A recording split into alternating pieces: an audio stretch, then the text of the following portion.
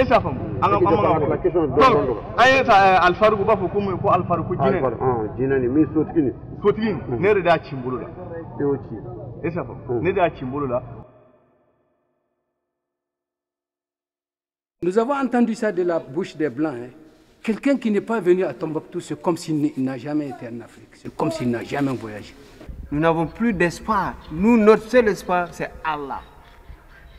L'État malien, je le dis haut et fort, nous a dessus sur toute la ligne. Chez nous, on ne peut pas parler de diversité culturelle à Kidal. On ne parle que d'une culture aujourd'hui qui est imposée, celle de l'intégrisme religieux. En dehors de cette culture de l'intégrisme religieux, il n'y a pas d'autre culture.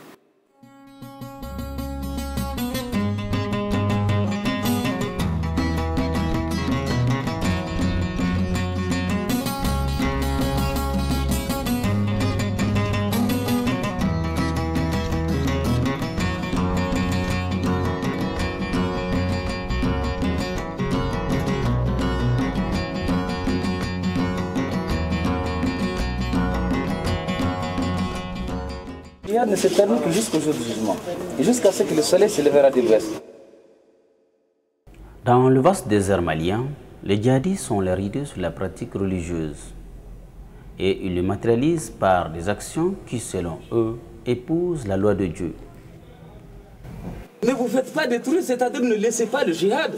Ce que nous sommes en train de faire aujourd'hui, le fait de vivre avec les femmes, les enfants, le commerce, la culture, l'élevage, c'est ça la vraie description. Sinon la vie, la bonne vie, la vraie vie, c'est le djihad.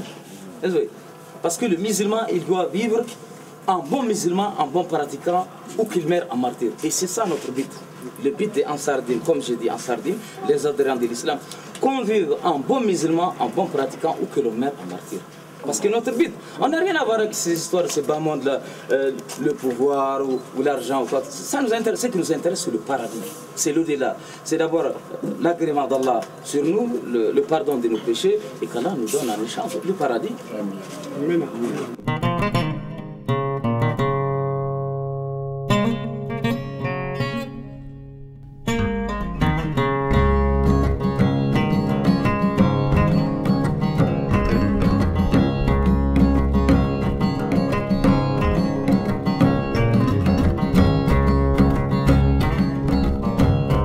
Pourtant, nombre d'observateurs estiment qu'il y avait déjà des signes annonciateurs d'une révolution dans les septentrions maliens.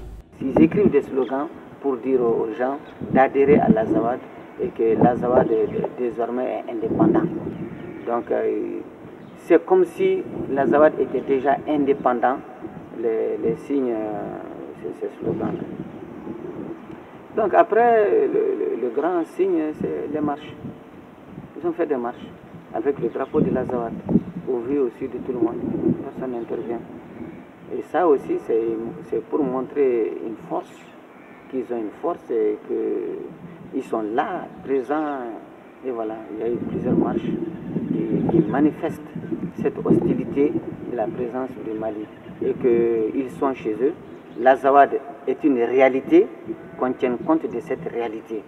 Et qu'ils ont bravé les forces de l'ordre pour dire aux forces de l'ordre que nous sommes dans l'Azawad, nous y resterons et c'est au Mali de sortir. Le culte qui a pris corps dans la capitale en février dernier a fini de se transporter aux portes du prestigieux palais de Koulouba.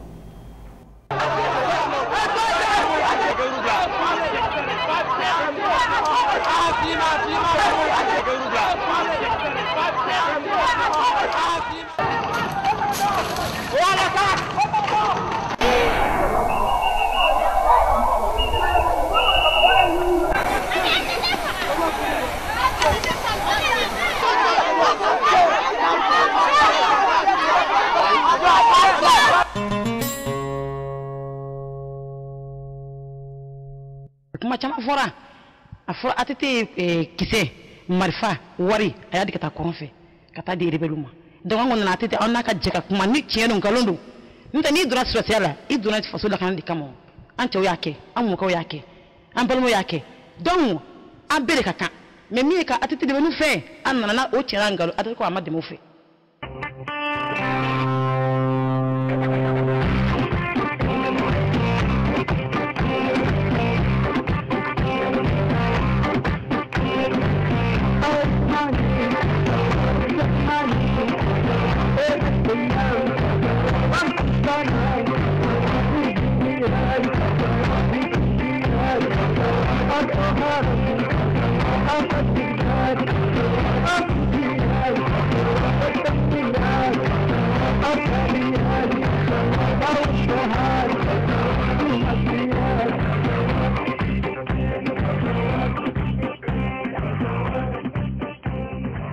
2 mois après la prise des régions de Tombouctou, Gao et Kidal, la ville présente un nouveau visage, donnant ainsi libre cours à toutes sortes d'interprétations de la part des populations restées sur place. Mais ça, c'est une honte, c'est une insulte à l'État malien. C'est moi qui le dis. Et il y a 8 radios ici. La 8e radio, c'est l'RTM. Aucune radio ne marche si c'est une radio. Tout le monde a fui. Tombouctou s'est vidé de son contenu. Il n'y a personne ici. Il n'y a personne. Il n'y a personne. On dit que la République de l'Azawad. D'accord, Bamako nous a laissé tomber. Ça c'est vrai. Je n'ai jamais cessé de le dire. Ça m'a créé toutes sortes de problèmes. Et la question que je me pose, est-ce que Bamako sait que Tombouctou existe?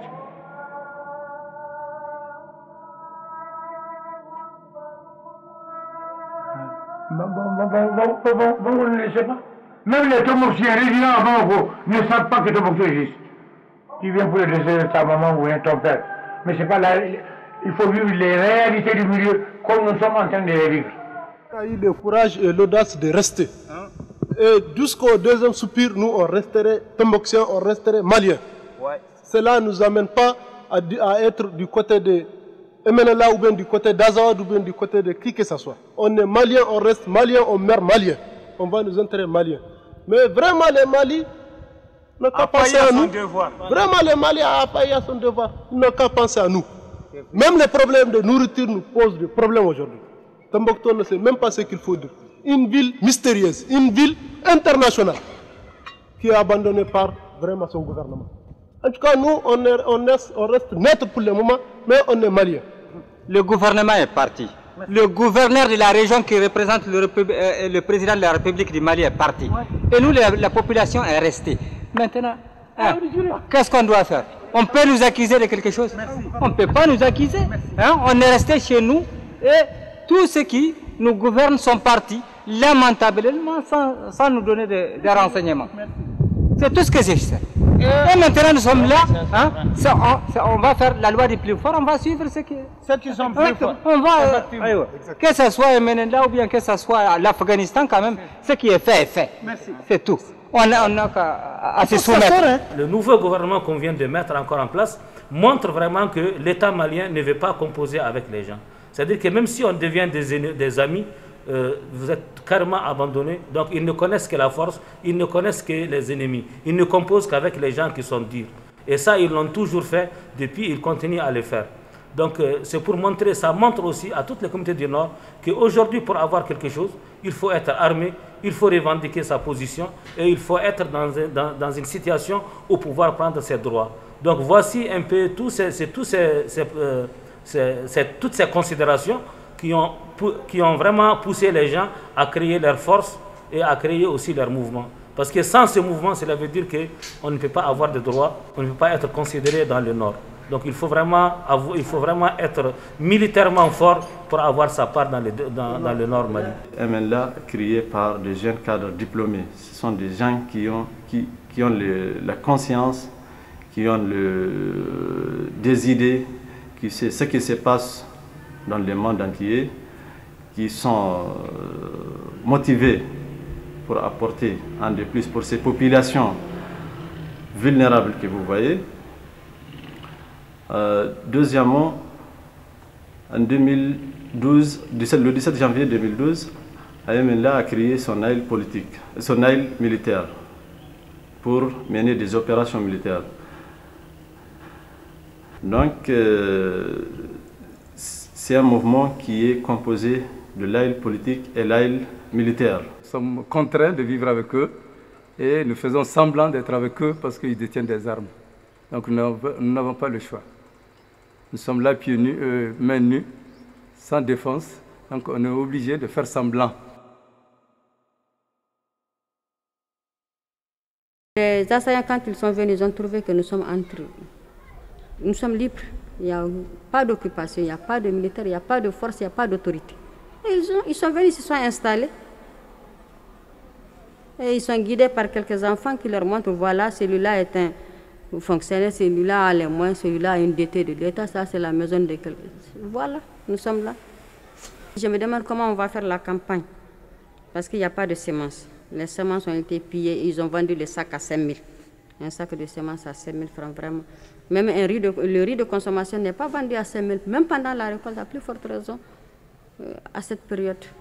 Et le carburant aussi, la station, vraiment, ils sont en train de puiser le carburant. Donc, comment faire une campagne? Parce qu'il faut de la semence. Les engrais, n'en parlons pas. On ne voit pas comment le carburant va poser problème, parce que si l'État ne vient pas, on trouvera que tout est vide. S'il n'y a pas à manger, il va de soi que les gens quittent. Qu'est-ce que nous allons manger? Quel travail nous allons faire? Les banques sont pillées, il n'y a pas de travail. Les bandits sont là à circuler en longueur de journée avec des armes. Vraiment, nous avons des soucis. On ne sait même pas quoi faire encore. Donc vraiment, je lance un appel à nos autorités vraiment de penser à nous. Ils sont là à faire, je ne sais pas, de guerre, de politique ou bien pour avoir de postes au niveau de Bamako. Tandis qu'au nord du Mali, ici, les gens sont abandonnés, nous sommes laissés. Vraiment, on se sentit vraiment abandonnés par eux. Si ces gens n'avaient pas trouvé ces magasins pleins de mil, de riz, d'huile, s'ils n'avaient pas trouvé ces dépôts pleins d'essence et de gasoil, la question que je me pose aujourd'hui, que serons-nous? On se pose la question de se demander s'ils ne vont pas s'attaquer à nos maisons, s'ils ne vont pas s'attaquer à nos pauvres boutiquiers qui nous permettent aujourd'hui de survivre. Parce qu'on est vivant, nous sommes en train de survivre à Tombouctou. Donc le fait que ces gens ont trouvé ces magasins, le fait qu'ils ont trouvé ce dépôt, ils sont en train de les piller, ça nous fait mal, mais quelque part, ça a été une chance pour nous, pauvres populations. Sinon, c'est nous qui serons pillés, sinon c'est nos pauvres boutiquiers qui seront attaqués, parce que des gens qui se sont permis, qui veulent gouverner. Mais la première des choses à faire, c'est de venir vandaliser les bureaux de l'administration, piller les banques. Je pense que ces gens-là sont capables du pire. Des inquiétudes, mais aussi des incompréhensions face aux périls qui guettent le patrimoine culturel. La tolérance qui était jusque-là le credo de la cité millénaire de Tombouctou risque de voler en éclats. La préservation des manuscrits préoccupe. Est-ce pourquoi les occupants ont tenu à veiller sur leur sécurité? Tombouctou, la ville mystérieuse. Tombouctou, la cité des 333 saints. Tombouctou a toujours été un carrefour culturel. Et la preuve, c'est que sur le plan historique, Tombouctou a connu la colonisation mandingue, la colonisation touareg, tout couleur, peul, a connu aussi la conquête marocaine pour ensuite subir la colonisation française et se retrouver avec la République du Mali. Donc c'est pour dire que Tombouctou a subi toutes ces influences et a retenu justement une partie de ces cultures. Parce qu'il y a beaucoup au niveau de l'enfance par exemple, il y a beaucoup de jeux, il y a beaucoup de chansons. Nous les chantons innocemment, mais je trouve que c'est du sarakoulé, des fois c'est du bambara, des fois c'est de l'arabe. Et la langue tombouctienne même est fortement influencée par l'arabe. Donc la culture touareg a laissé une influence, la culture mandingue a laissé une influence, et pour créer une culture spécifique, la culture tombouctienne. La culture tombouctienne, parce que on dit dans le milieu tombouctien que tombouctien, n'est pas tombouctien qui veut. Parce qu'on peut être né à Tombouctou, avoir grandi à Tombouctou, et ne pas être tombouctien. Parce que être tombouctien, c'est un ensemble de comportements voulus. Et je vous donne 3 exemples qu'un tombouctien, un vrai tombouctien ne fait pas. Quelqu'un qui le fait, on dit, il n'est pas tombouctien, même s'il est né ici, il a grandi ici, ses parents sont d'ici. Un vrai tombouctien ne divorce jamais d'avec sa femme, avec laquelle il a des enfants. C'est licite, c'est légal, mais il ne peut pas le faire, il n'en a pas le droit. Un tombouctien vrai ne vend jamais la maison qu'il a héritée de son père, quelle que soit la raison, parce que c'est une honte. C'est pour ça que vous voyez à Tombouctou beaucoup de maisons en ruine. Les propriétaires ne peuvent pas les mettre en valeur, mais ils ne peuvent pas les vendre parce qu'on ne leur pardonne pas. Et le troisième élément, un vrai Tombouctien n'amène jamais, ne serait-ce que son voisin, à la police ou bien au tribunal. Quel que soit le motif, ça on ne le comprend pas. Alors donc cette diversité, elle existe bien et elle se ressent aussi bien au plan culinaire qu'au plan vestimentaire et au plan architectural. Le international peut faire beaucoup de choses. Parce que Tombouctou, c'est 3 mosquées, et les mausolées, et la ville sont classées sur la liste du patrimoine mondial de l'UNESCO. Donc c'est des entités, des patrimoines qui n'appartiennent pas seulement à Tombouctou et au Mali, mais ça appartient au monde entier. Donc, il doit beaucoup faire pour les protéger. Alors, un exemple, c'est la grande mosquée de Tombouctou. C'est situé à 50 mètres du camp militaire. Donc, là où il y a les opérations militaires. Donc, on imagine facilement que même s'il n'y a pas d'attaque, même s'il n'y a pas de destruction, les voitures militaires qui passent, les avions, les hélicoptères, tout ça, ça peut dégrader le monument. Donc l'appel à lancer, c'est à l'endroit de la communauté internationale pour qu'elle fasse tout pour que le patrimoine de Tombouctou puisse être sauvé. Par exemple, pour les manuscrits, les gens enlèvent les manuscrits des rayons pour aller les cacher dans des sous-sols, dans des mares, dans des endroits où il n'y a aucun confort pour conserver le manuscrit en bon état. Donc c'est des manuscrits, si on doit les ressortir dans quelques semaines, quelques mois, quelques années, on ne sait pas, ils peuvent être dans un état de dégradation pratiquement irréparable. Très mal, parce que c'est des écrivains de différentes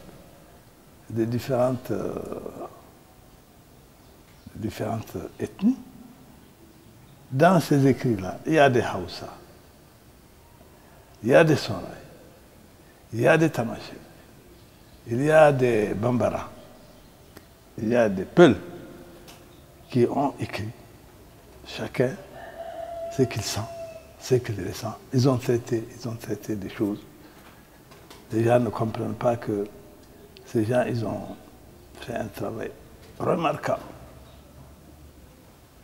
Alors,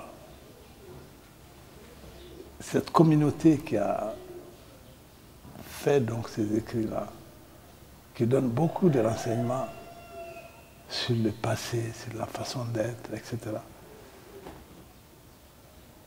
Si on vient les détruire, je ne sais pas. Ça ne se recommence pas. Ça ne se recommence pas. Quand tu écris quelque chose et que les gens détruisent ça, ce n'est plus la même chose. Ce n'est plus la même chose. Donc, vraiment que les gens y réfléchissent un peu. Moi, je voudrais que les Touaregs, les Soraï, les Bambara, les Peuls qui réfléchissent. Ça, c'est leur manière d'être. Les manuscrits, c'est leur manière d'être. Quand ils vont détruire ça, ça ne se répétera jamais. Et c'est une caractéristique, une image des gens de cette région-là qui se détruisent. Quand il y a eu l'attentat du 11 septembre, il y a le président allemand qui a un fort électorat musulman. Il est venu ici personnellement pour montrer à son électorat qu'il y a un autre visage de l'islam, un islam tolérant. Parce qu'ici à Tombouctou, avant l'arrivée de ces mouvements, il y a l'église catholique, les églises protestantes, il y a les assemblées de Dieu.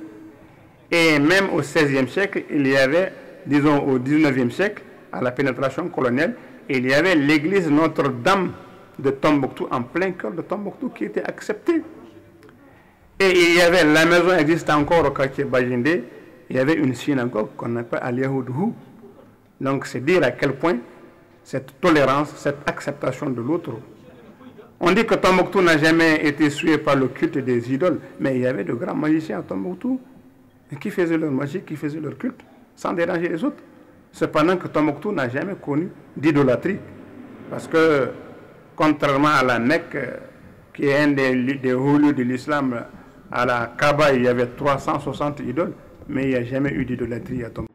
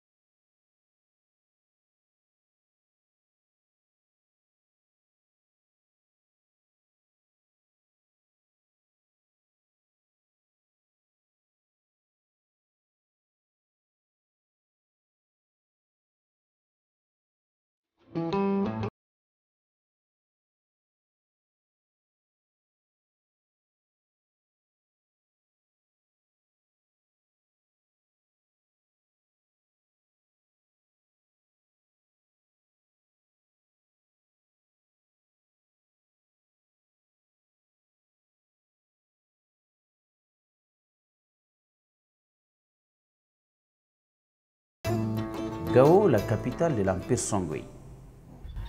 Aujourd'hui, il n'y a plus d'église à Gao. Les mausolées, il n'y en a plus. Ils ont brûlé de toujours tout ce qui appartenait à la jeunesse. Tout ce qui appartenait à la jeunesse. C'est pour dire que si l'État, si l'État existe, l'État n'a qu'à agir vite et bien. Je crains beaucoup une déchirure de cette société en matière de culture. Parce que l'homme, comme on le dit, ne vit pas seulement de pain, il vit aussi de culture. Quand vous regardez la ville de Gao aujourd'hui, les expressions culturelles n'existent plus. Tous les espaces dans lesquels les jeunes s'amusent aujourd'hui sont occupés. Vous voyez également que la nuit, tout le monde dort tardivement. Et vous avez vu également dans les rues de Gao, il n'y a pas de mouvement. Il n'y a pas de vie. Chacun se méfie de son camarade. Chacun se méfie de son voisin. Chacun se méfie même de son espace. Parce qu'en réalité, le sédentaire est tout au long du bord du fleuve avec ses animaux, il est obligé d'aller au pâturage. Mais aujourd'hui, le pâturage est occupé par les Touaregs. Et voilà que d'un coup, tout l'espace est occupé par des arbres. Donc il y a une sorte de méfiance. Regardez, même les animaux sont en train de mourir. Parce que le sédentaire ne peut plus amener ses animaux en brousse.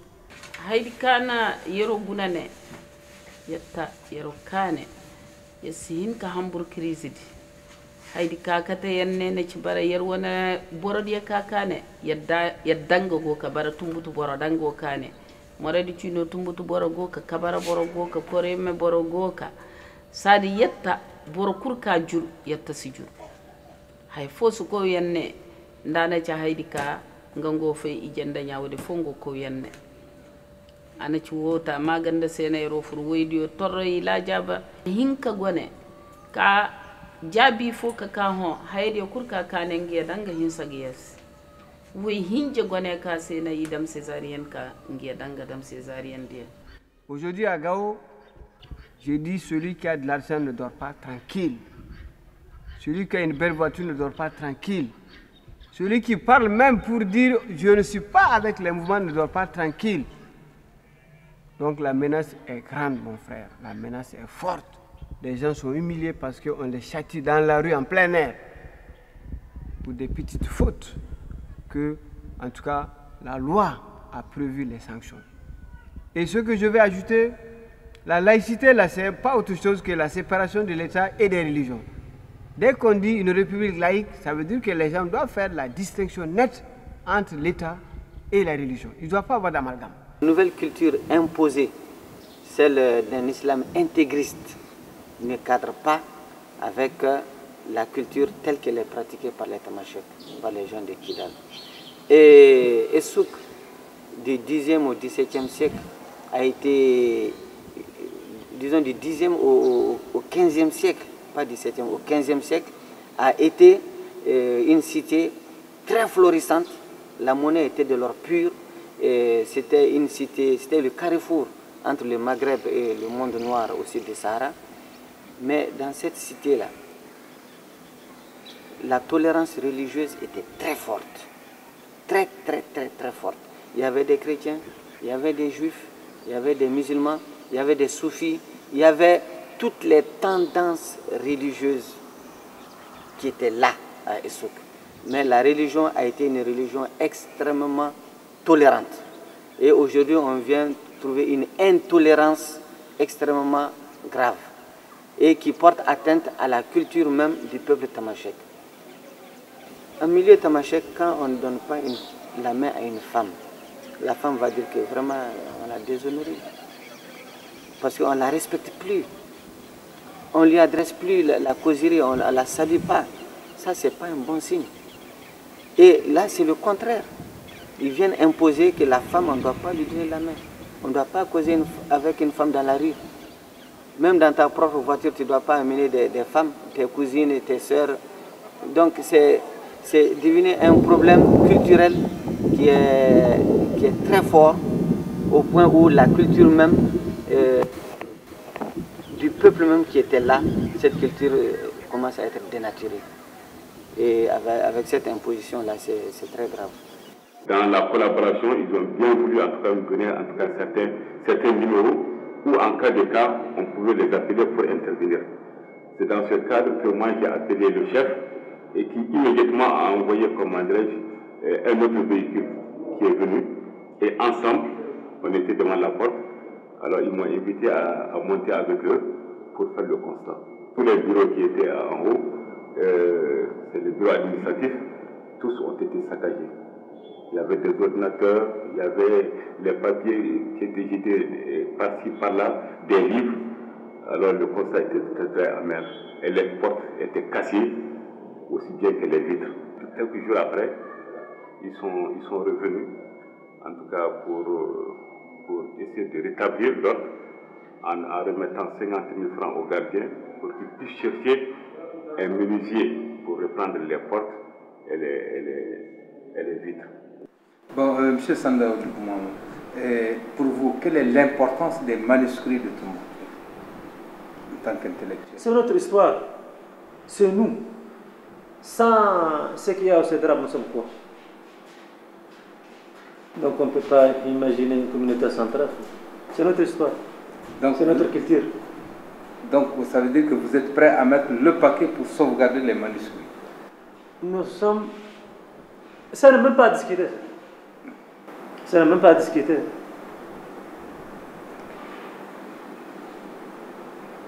Et je pense que vous avez dit à un moment que vous invitez les travailleurs du CEDRAB à revenir où qu'ils soient pour venir s'occuper des manuscrits comme... On s'en charge de leur sécurité. On va mettre tous nos moyens sous leur disponibilité. Ils n'ont qu'à... C'est ce que je peux assurer qu'on ne va pas leur demander de refuser une demande. Que ce soit ça. Hein? On est prêt à travailler avec eux. On veut qu'ils viennent travailler. La guerre a une dimension religieuse. Parce que c'est... Vous avez vu les gens d'Akmia et dans Saradine, ils disent ce qu'ils veulent, c'est instaurer la charia. Donc, et la charia, comme ils l'entendent, non seulement repousse toutes les valeurs antinomiques de l'islam. Donc, ils ne veulent pas du christianisme, ils ne veulent pas des protestants, pas des catholiques, pas des juifs, pas des animistes. Mais même à l'intérieur de l'islam, il y a des pratiques qui combattent. Par exemple, vous voyez l'islam, il y a une tradition authentique du prophète Mohammed qui dit que toute tradition, si elle n'est pas contraire à l'islam, est une tradition islamique. Voilà. Donc toute sunna qui n'est pas contraire à la sunna est elle-même sunna, ça existe. Donc vous voyez dans les mariages, dans les baptêmes, il y a des choses qu'on s'impose ici qui ne sont pas dans l'islam. Alors les fondamentalistes musulmans, les maximalistes musulmans, ils ne veulent pas d'autre chose que ce qui est dit par l'islam. Donc on est appelé à voir beaucoup de choses disparaître, beaucoup de choses de notre culture, si ça continue. Donc si vous voyez à la place de l'indépendance, il y a le monument Al-Farouk qui a été détruit. Bon, ce n'est pas de l'islam, mais ça fait partie des légendes, des histoires extraordinaires de la ville de Tombouctou. Alors, donc tout ça, on a demandé à ce que ça disparaisse. Et ensuite, ce qui fait un peu la beauté de la ville, la beauté humaine, la beauté de la femme tomboxienne, c'est donc les tresses. Donc en fonction des âges, que la fille soit jeune, qu'elle soit adulte, qu'elle soit vieille, elle a des sortes de coiffures qu'elle peut porter. Donc selon les circonstances, pendant les fêtes, pendant les mariages, ou surtout de la quarantaine après l'accouchement, la femme a des types de coiffures qu'elle doit porter. Mais si on dit que toute femme obligatoirement doit porter le chador ou la burqa, donc vous voyez, elles ne verront plus la nécessité de porter ces coiffures. Donc ils vont être menacés totalement de disparition. L'esprit qui est à l'intérieur de ce mausolée qu'on doit respecter, parce qu'ils ont laissé quelque chose à l'humanité. Ils ont laissé des théorèmes, ils ont laissé un grand savoir aux générations. Donc je ne vois pas comment des islamistes ou des gens qui se réclament de Dieu puissent détruire ces mausolées. C'est une triste affaire et nous prions le bon Dieu pour que cela ne se répète pas. Et nous prions nos autorités maliennes, notre armée, à aller de l'avant et à sauver ce patrimoine. Parce que des gens quittent les États-Unis pour venir voir que ces mausolées. Et aujourd'hui, où sont ces mausolées? Ils sont détruits. Par la faute de qui? Par la faute de ces islamistes, des étrangers, égoïstes. Parce que c'est des égoïstes qui font des choses comme ça. Parce que ce ne sont même pas des Maliens. La plupart, ce n'est pas des Maliens. Les Maliens sont infimes dans cette histoire. Des étrangers viennent détruire des mausolées qui datent des siècles et des siècles pour dire qu'on ne doit pas croire à ces mausolées. C'est vrai, on croit en Dieu et à son prophète. Mais quand je vois que des personnes détruisent l'histoire du Mali, l'histoire de Tombouctou, je suis offusqué par rapport à tout ça.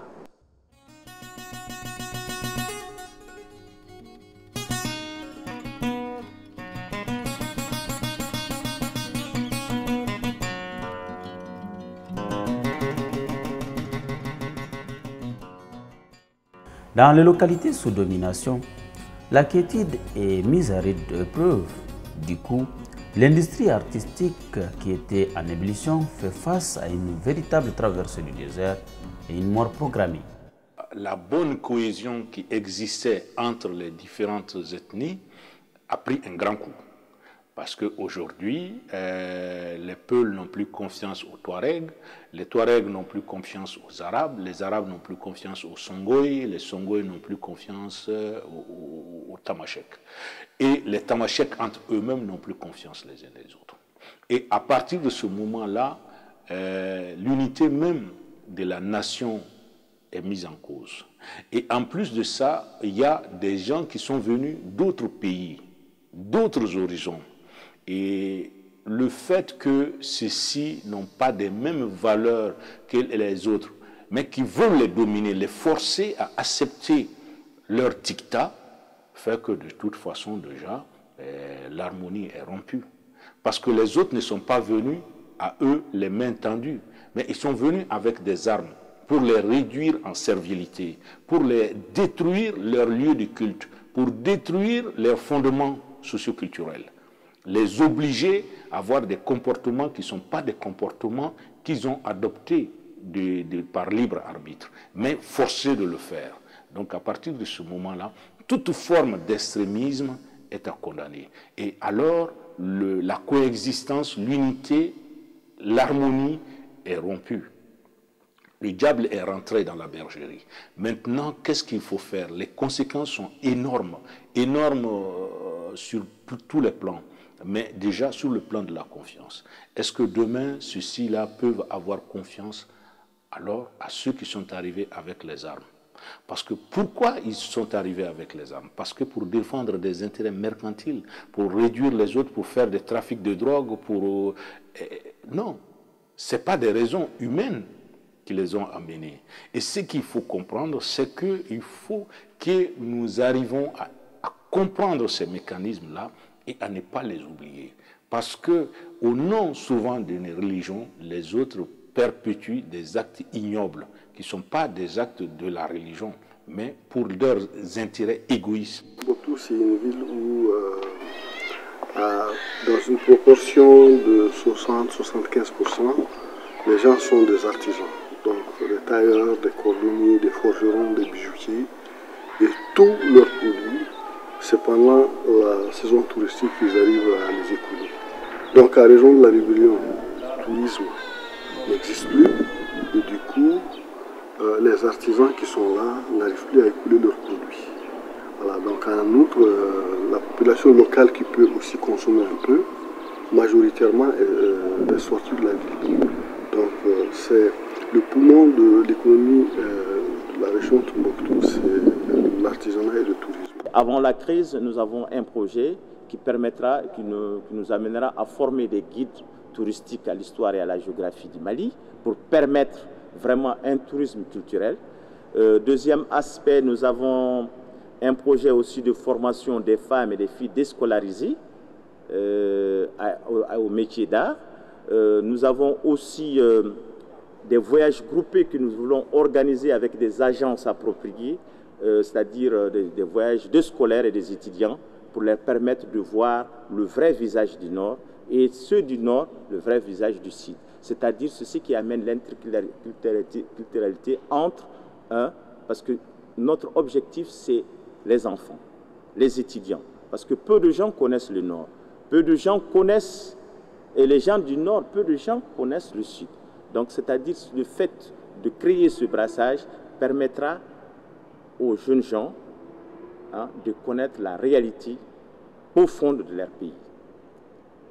Et le troisième aspect, nous essayons aussi d'alphabétiser ceux qui ne sont pas alphabétisés.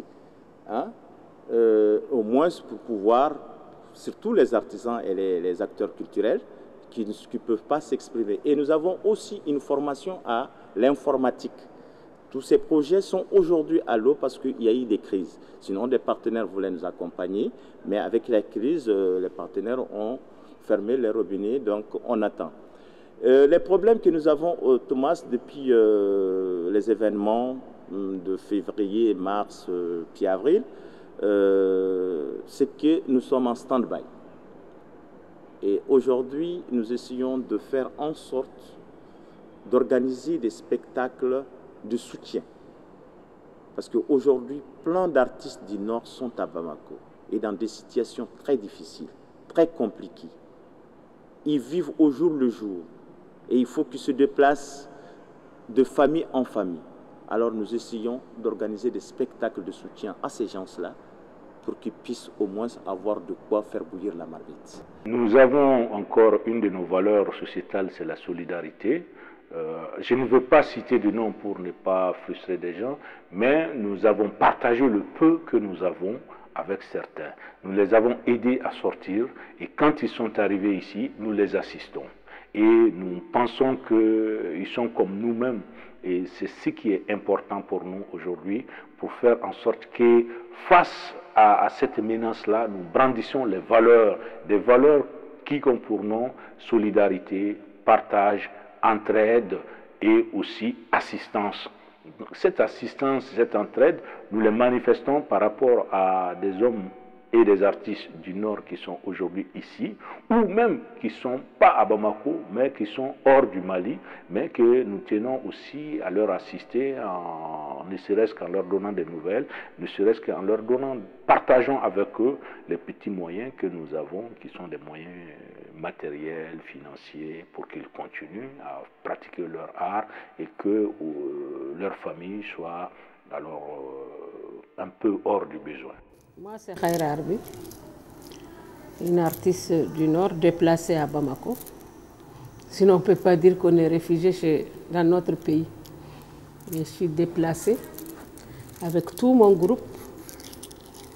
Je suis là.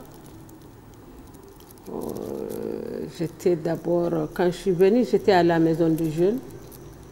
Mais après, avec l'aide du gouvernement du Mali,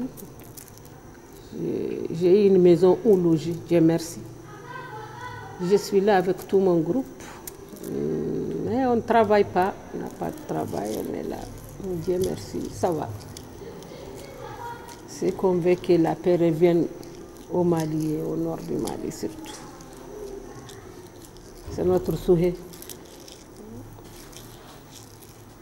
Le reste de mon groupe, il y en a qui sont restés à Tombouctou, qui n'ont pas pu faire le déplacement, mais je suis là avec quand même 3 musiciens. J'ai 3 qui sont restés à Tombouctou. Ils n'ont pas pu venir. Mais nous sommes là. Souvent, on gagne un peu des animations.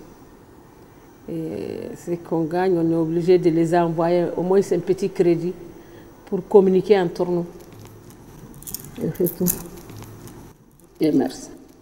Pour une sortie de crise, des pistes de solutions doivent être explorées afin de ramener la paix sociale.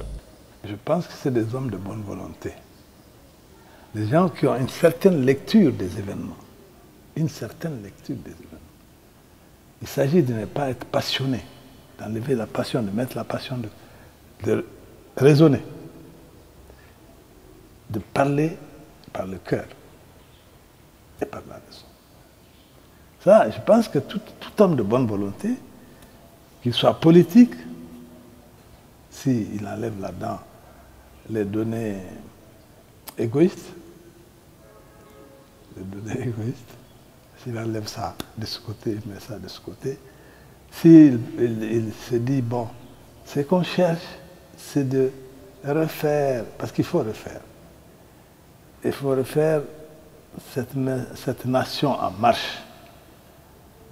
Il faut refaire ça pour créer une atmosphère de paix. Ça, c'est possible. C'est qu'on veut, tout ce que tu veux qui est bien, c'est faisable. Et il ne faut pas dire a priori que ce n'est pas faisable. Ce n'est pas parce que c'est gros, c'est évidemment très gros. Avec, comme je l'ai dit tout à l'heure, les morts, les ceci, ceux-là qui sont venus. On peut penser que ce n'est pas possible. Mais il faut faire l'effort de penser que c'est possible. Et c'est bien possible. J'aimerais que le Mali, tout le monde se comprenne, quoi. Qu'on se comprenne. On prie ensemble pour que la paix revienne au Mali. Et de montrer aux gens qui doit faire quoi pour que la paix revienne au Mali. Il ne s'agit pas de dire la paix, la paix, la paix. Pourquoi on a ces problèmes-là? Quelle est la solution que chacun apporte? La solution qu'il a, qu'on les réunisse, voir clairement ce qu'il faut pour qu'on finisse avec ces problèmes-là. Quand un État n'est pas fort, fort d'abord sur le plan militaire, fort dans les institutions, fort dans la prise de responsabilité, c'est le désordre que ça peut amener. Et nous sommes dans ça. Donc l'appel en direction des plus hautes autorités du Mali, il faut abattre le fer quand il est chaud. Moi, je pense que les discours là, il faut arrêter les discours, il faut agir et avec beaucoup d'intelligence. L'armée malienne, les militaires ne sont pas dans les conditions. Ça, je préfère le répéter, je le dis. On ne peut pas envoyer des hommes sur les champs de bataille. Les bras ballants, non seulement sur le plan alimentaire, ils n'ont pas ce qu'il faut. Et sur le plan de, comment ça s'appelle, matériel, ils n'ont pas ce qu'il faut. Donc c'est des gens qu'on a livrés à la mort comme ça. Je déplore cela, je déplore cela. Je déplore cela. Maintenant qu'on révise la position de l'armée, surtout pour les éléments qui doivent venir au nord. Parce qu'ils ont affaire à des gens qui connaissent le terrain mieux qu'eux. Ils connaissent le terrain mieux qu'eux. Quand tu connais le terrain mieux que ton ennemi, mais embuscade, c'est embuscade sur embuscade. Tombouctou n'est pas seulement une ville sainte, c'est une ville nourricière, c'est un carrefour de civilisation. Au moins pour Tombouctou, le mystère est très grand. On ne peut pas finir de parler de Tombouctou. Parce que tout le monde entier, depuis des siècles, converge vers cette ville, vers ses mausolées, vers ses mosquées, vers sa croyance, vers son savoir. Donc, on n'a pas à détruire une ville pour je ne sais pas quelle cause. Donc, les citoyens du Mali, qu'ils soient du nord, d'est, d'ouest, du sud, convergent, se donnent la main et sauver le septentrion du Mali. Tombouctou est le point de rencontre de ceux qui voient en pirogue et de ceux qui cheminent à chameau. C'est pour dire que, comme le stigmatise cet adage tombouctien, pour présenter Tombouctou, à Tombouctou, le sel vient du nord, l'or vient du sud, l'argent vient du pays des Blancs. Mais les paroles de Dieu, les choses savantes, les contes jolis, on ne les trouve qu'à Tombouctou.